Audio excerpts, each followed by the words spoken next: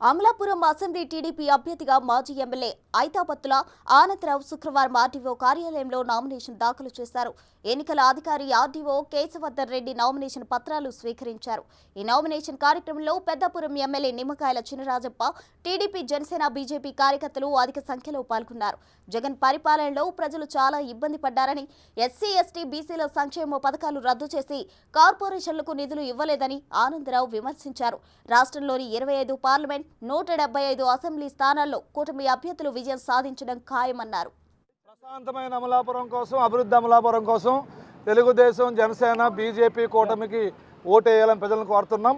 ఎక్కడ ప్రచారానికి వెళ్ళినా ప్రజలు ఎదురొచ్చి మరి చిరునవ్వుతో స్వాగతిస్తూ మీకే ఓటు, మీ కూటమికే ఓటు, చంద్రబాబు గారు రావాలా, ఈ రాష్ట్రాన్ని కాపాడాలా, ఈ ధరలు పెంచిన ముఖ్యమంత్రి, పన్నులు పెంచిన ముఖ్యమంత్రి, గొడవలు పెట్టే ముఖ్యమంత్రి, అబద్ధాల ముఖ్యమంత్రి పోవాలని చెప్పి ప్రజలు ముక్త కంఠంతో చెప్తున్నారు. దాన్నే రేపు ఫలితాలు చూడబోతున్నాం.